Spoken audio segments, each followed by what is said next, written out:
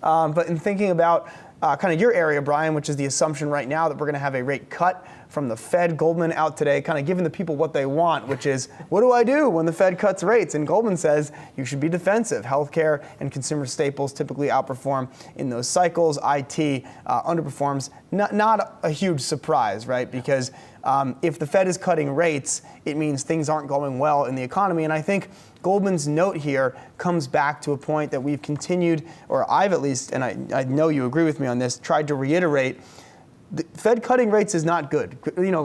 Bad news is not good news. It means the economy is slowing, and when the economy slows down, all else equal, it's going to be worse for risk assets, namely stock prices. And this is the problem. I mean, it's great that Goldman is thinking about this ahead of the curve, if you will, but the problem is that your investment thesis in a cutting environment depends on how bad you think the underlying fundamentals of the economy are going to be. So, their recommendation is for healthcare and consumer staples, but if the underlying fundamentals of the economy that caused the Fed to go through its theoretical rate cut, if it's so bad, maybe you should duck into utilities. Maybe you need to, right? So, your entire thesis is built around what is not necessarily the Fed discussion in terms of them cutting rates. That's a derivative conversation. It's really all about what do you see in the underlying economy. And I think that's the problem here, where you have some people reading some of this bad news as good news. Great that your confirmation bias is allowing you to cash in on your Fed funds futures trade, but that might mean that the rest of your portfolio might tank if we do have some sort of hard landing, for example. Yeah, and I think it's going to be very interesting to see how this cycle plays out, because I actually think Jay Powell would probably disagree with our characterization of the notion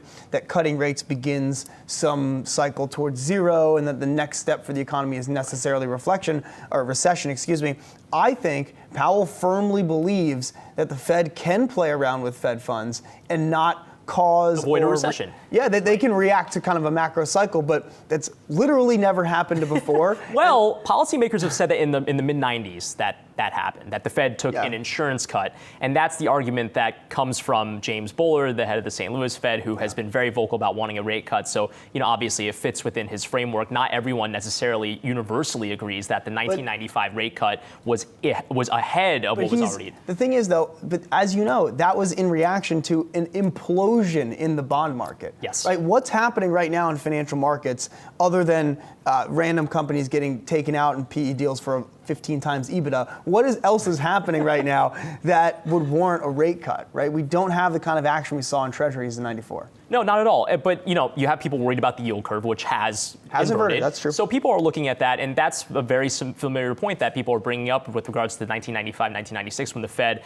I believe, cut by 3 times to try to get ahead of a recession. Yeah. And the challenge is that whether or not you think that this current market is the same market dynamics as it was in 1995, and I don't think that people can make it's a little bit of an apples to oranges comparison, but for the Fed, it's not always 2020 hindsight. So just pointing back to 1995 doesn't necessarily mean that you could do the same here to avoid that happening, but it is something that people are citing right now. Yeah, very interesting times ahead for the central bank, I believe.